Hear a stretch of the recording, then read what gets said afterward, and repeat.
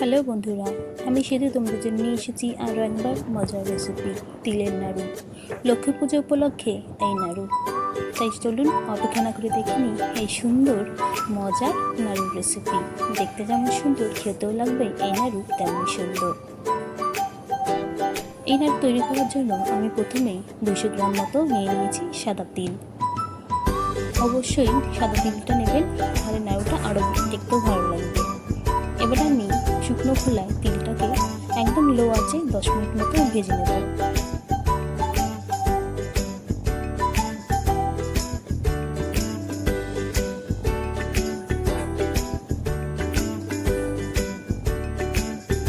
একদম নেড়ে চেড়ে ভেজে নিচ্ছি। অবশ্যই খেয়াল রাখবেন তিলটা যাতে পুড়ে না যায়।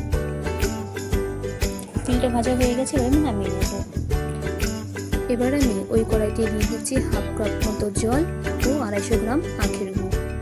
এবার আমি গুড়টাকে খুব ভালোভাবে নেড়ে চেড়ে শিরা তৈরি করে নেব। অবশ্যই এই গুড়টা অনবরত নাড়তে থাকতে হবে, না হলে গুড়টা নিচ থেকে লেগে যেতে পারে। আমি খুব সুন্দরভাবেই চেক করে নিচ্ছি, দেখুন শিরাটা তৈরি হয়েছে কিনা।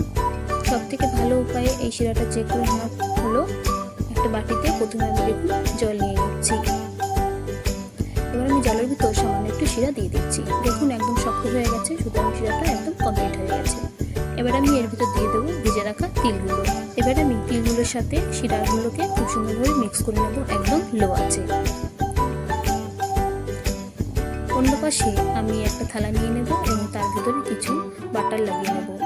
আর এই মন্ডটা তৈরি হয়ে গেছে দেখুন। এবার আমি নামিয়ে নেব। থালায় নামিয়ে নিয়েছি। এবার আমি ওখান থেকে সামান্য একটুখানি নিয়ে একদম বলের একটা শেপ দিয়ে নিচ্ছি। দেখুন অনেকটা গরম, তাই একটু সাবধানে করতে হবে তাড়াতাড়ি, নাহলে এই শিরার মন্ডটা জমাট বেঁধে যাবে। এই একই রকমভাবে আমি সবগুলো নাড়ু তৈরি করে নেব। দেখুন খুব সুন্দরভাবেই আমি সবগুলো নাড়ু তৈরি করে নিয়েছি। একদম পারফেক্ট হয়েছে আর দেখতে হয়েছে অসাধারণ। খুব সুন্দরভাবেই নাড়ুগুলো জমাট বেঁধে গেছে, একদম ঝুরঝুরেও হয়নি। আমার এই সুন্দর নাড়ু যদি আপনাদের ভালো লেগে থাকে তাহলে অবশ্যই আমার চ্যানেলটিকে সাবস্ক্রাইব করে পাশের বেল বাটনে প্রেস করবেন। লাইক কমেন্ট শেয়ার করে আমার চ্যানেলটিকে আরও বড় করে তুলবেন। ধন্যবাদ।